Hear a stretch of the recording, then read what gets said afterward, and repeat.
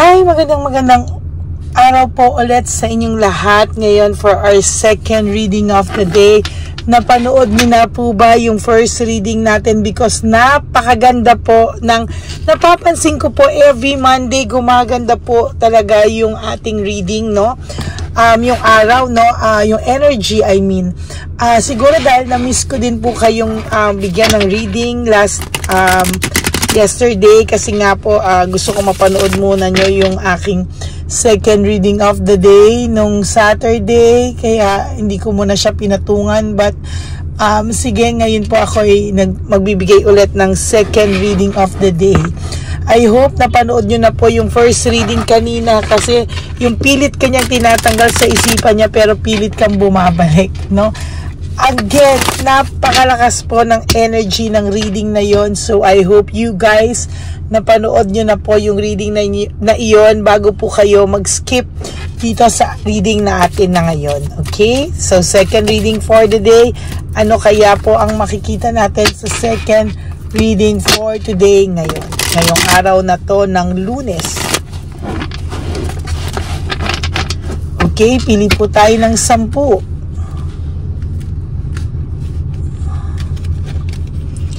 1, 2, 3, 4, 5, 6, 7, 8, 9, and 10.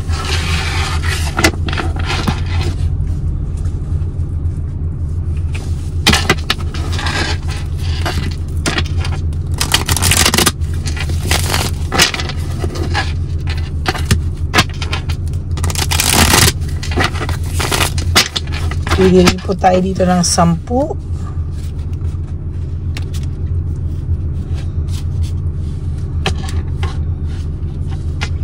So 1, 2, 3, 4, 5, 6, 7,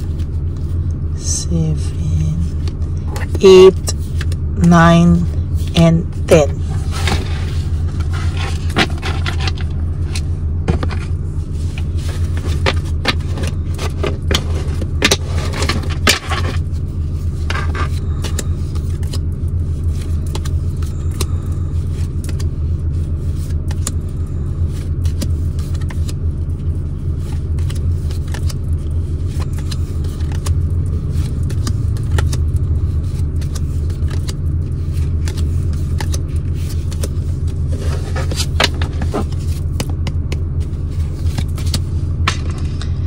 Impulsiveness, oh my God, dependency, no? So this Knight of Swords is all about nai-impluwensyahan po siya at nai-impluwensyahan siya at the same time may mga decision po siya based sa pagiging impulsive niya. Yung mga decision po na nagpahamak sa kanya, hindi niya po pinag-isipan yon, ano? This time, alam niya po na nagkamali siya sa iyo big time, no? Nagkamali daw po siya sa iyo big time. Ginusto niya pong magkaroon ng fresh start, no?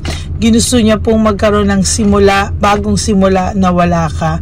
Pero ang katotohanan pala, yun na pala po yung hinahanap niya, no? Yung samahan na meron kayo, no? Parang pinagsisisihan niya po yung ginusto niya pong magbagong buhay, no? Pinagsisisihan niya pong iniwan ka niya. Kasi, ayan, no? Iniwanan ka niya, lumayo siya sa'yo. Nagdesisyon siya ng pabigla-bigla at pinagsisihan niya yan, no? Ngayon, naghahanap po siya ng katahimikan sa isipan niya, no? Naghahanap po siya ng peace of mind. Sabi niya, napakamahal daw pala ng peace of mind. Parang hindi niya po makuha sa ngayon, no? Kahit po anong gawin niya, kahit po anong ibigay sa kanya, hindi daw po mapapalitan ng material na bagay yung peace of mind na nawala sa kanya nung nawala ka. Ay, ang saklap, no? Teka, sulat po natin yan. Hindi daw mapapantayan ng material na bagay, yung peace of mind na nawala sa kanya nung nawala ka. Medyo mabigat, no? Masakit yung ramdam ko po nung sinabi ko yon. Medyo ang sakit po talaga eh, oh. Masakit po talaga sa kanya nung sinabi ko po yon at binigkas ko po yon. Talagang nasaktan po ito, no? Ay, nako. Sa totoo lang po, masaklap po yung nararamdaman ko sa energy niya, no? Parang talagang has a lot of regrets and resentment, but tago, mas alam niyo po ba na mas mahirap yung tagong feelings, tagong regrets, tagong resentment kesa yung talaga sa nagmamakaawa sa'yo, because somehow nare-release nila yung energy nila, nare-release nila yung lahat-lahat, no, ng regrets nila. Pero yung alam niyo po ba yung hindi niya po talaga kayang alisin sa puso at isipan niya yung mga regrets, yung mga gumugulo sa isipan niya, then napakahirap po sa kanya magkaroon ng peace of mind.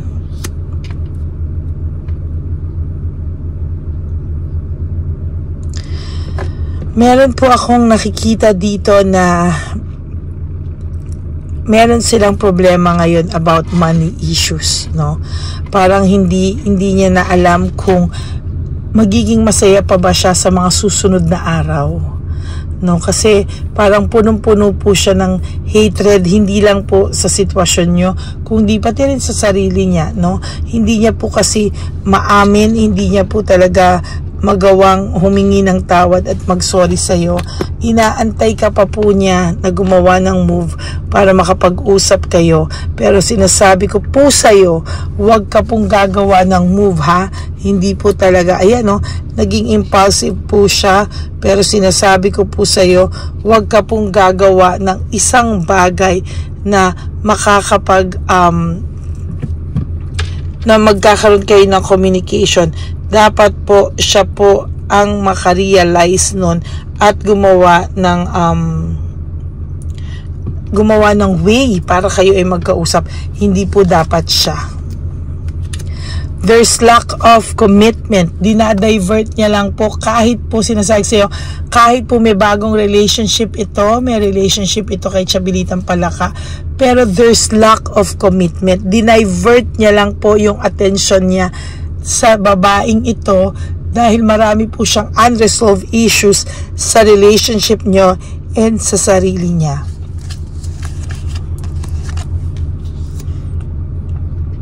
Feeling niya po lahat ng gawin niya ngayon is failure, no? Failure po sa kanya. Lahat ng ginagawa niya is all about failure, while sa'yo is meron ka pong nararamdaman kahit papano na naka-adjust ka na po, na medyo kahit papano naka-adjust ka na ay nakaka-survive ka pala everyday na wala siya. You are starting to survive, no? Maganda po kasi dati akala mo mababaliw ka ng sobra pag hindi kayo nakapag-usap, pero ngayon you're starting to feel okay, nakaka-survive ka po. Ang mahirap lang, ginagawa mo rin lahat ng perseverance mo, hard work mo. Mabuti po yan, ano, kasi sa totoo lang, kinakaya mo na ngayon, no? Kahit na parang feeling mo mababaliw ka pa rin in everything, pero di mo ba naiisip, nakaka-survive ka, kapatid, every day of your life na wala na po ang lalaking ito o ang babaeng ito sa buhay mo. Yes, the love is still there. May pagmamahal ka pa, pero galit na po yung nararamdaman mo, no? May galit ka na pong nararamdaman, ano? And as a matter of fact, talagang kahit nandyan yung pagmamahal sa inyong dalawa, meron po kasi kayong galit na nararamdaman.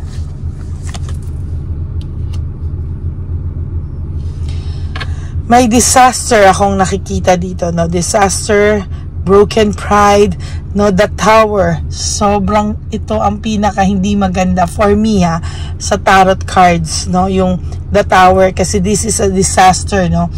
Talagang nagkakaleche-leche po ang buhay nito ngayon. Huwag kang maging masaya, no. Sasabi mo sa akin ngayon, kulang pa yan. Naririnig kita, kapatid, no. For some of you, talagang naririnig ko hanggang dito yung energy nyo na kulang pa yan. Buti nga sa kanya, pero for some of you, meron pa rin nagsasabing hindi nyo yan wini-wish, no. Ang wini-wish nyo ay sana maging nasa mabuti siyang kalagayan. Okay, ikaw ay nakaka-survive through some of your friends and your support group, no. Always go out, kapatid, go out and have fun, no. Huwag ka pong malungkot. Huwag kang magmukmuk mag-isa sa kwarto mo. You go out. Huwag kang madidisappoint ka lang at madidisappoint sa nangyari sa inyo. So you better get out and have some fun with your friends, with your family, no. Isipin mo na lang po na siya, for example, nagpe-pretend siya, nagpapaka-enjoy siya kay Chabilitang Palaka, alis sila ng alis, kahit nga walang pera to, alis pa rin ng alis. Pero somehow, kapatid, okay, somehow, please try to survive na kahit papano, ina-adjust mo rin yung sarili mo to have some fun, okay. Kunin mo daw po ulit yung control sa'yo. Kunin mo ulit yung control mo sa buhay mo. Not everything is about him, diba? Kahit siya, alam mo, ngayon, hindi naman siya masaya talaga kahit ano pang ibigay sa kanyang material na bagay ni Chabilitang Palaka, or kahit na anong luho ang ibigay sa kanya. Alam mo, na-realize niya na hindi material ang makakapagbigay sa kanya ng peace of mind and security and love, no? Na-realize niya yan lahat nung nawala ka sa kanya. Nung nawala sa kanya yung peace of mind, yung security, yung maayos na samahan. Nung wala ka na, dun niya lang nare-realize yung worth mo eh.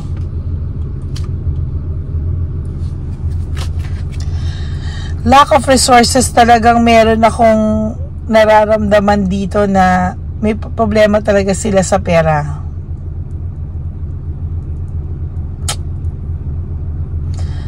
Ayan, no. Pero labas pa rin ang labas, no. Labas pa rin talaga ng labas. Ikaw, somehow, you are being, nagiging stable na kahit pa paano yung finances mo. Bayaran ang anong dapat bayaran, may budget ka na, nababudget mo na ng tama, no? Ultimate clarity. Sa nakikita ko dito, nakakakita ka na may logical thinking ka na ngayon. Alam mo na, no? Nagkakaroon ka na ng clarity sa isip mo. Although medyo, sometimes this is a roller coaster ride, na most of the time nalulungkot ka pa rin, but it's okay. It's just a normal thing. Leaving behind, walking away, sa totoo lang po, yung 8 of Cups, no? Talagang umalis siya, iniwanan ka niya, pero sa totoo lang, natira naman sa'yo yung alaala niya, no? Yung alaala mo sa kanya, hindi ka kasi niya makalimutan pa din. Kahit sabihin po nito na I'm happy na, I'm totally moved on from you, wag ka pong maniniwala. Sabihin mo, Nick mo, alam ko ang totoo. Financial security for you, no, may darating po sa yung financial blessings. Matuto ka raw po mag-ipon para sa sarili mo. Prioritize yourself, love yourself, and give chance to yourself, no? Kailangan mo pong umayos sa financial mo. Ipunin mo yung mga lahat na nawala sa iyo, lahat ng nagastos mo sa ibang tao. Pumawi ka daw po sa sarili mo para then you will have victory and success. Wow! Kailangan mo po daw matutunan ang self-love, no? Kailangan bago ka magmahal, mahalin mo muna yung sarili mo.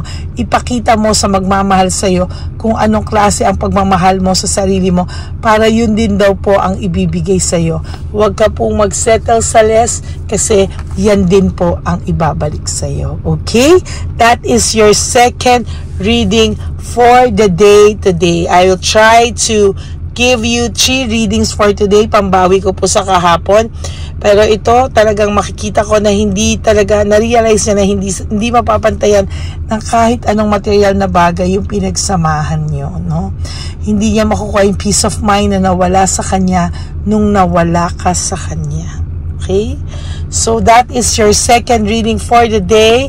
Kailangan po mapanood nyo muna ito bago kayo mag-skip sa third, no? At yung first reading kanina po, please make sure na napanood nyo na po yung first reading of the day kanina. Yung pilit kanyang tinatanggal sa isipan niya, pero pilit ka ding bumabalik sa isip niya. Okay, so that is your second reading for today. So we are done with our 2 readings, general readings for the day. Kaya I'm sure masaya na kayo, no? Buhay na naman po ang mga dugo nyo sa inyong teleserye ng inyong buhay. Okay? God bless you everyone. For those of you po na who wants to have a private reading with me, you can message me po at Lady Lee Elena. That's LADYLY Elena. Nasa dulo po yan ng ating video. Diyan nyo po ako matatawagan or matetext, no? Magme-message. And paki-follow nyo na din po yan kasi dyan din po ako nagra-random calls sa mga subscribers ko. Okay? God bless you po to all my Lady Elena friends, family, and subscribers. I love you all from the bottom of my heart. Mahal na mahal ko po kayo. And no skipping of ads, please. Tulong nyo na po yan sa channel natin. At to all of you, my Lady Elena friends, family, and subscribers, I love you all from the bottom of my heart. Always remember that life is short. Don't make it shorter by stressing yourself from all the pains and the heartaches na nabigay sa inyo ng kahapon. Just surrender everything to the divine universe. Just let go and let God write your life and love story. Magandang umaga po sa inyong lahat. Have a happy heart, and I will be back for another set of reading. God bless you all. Bye!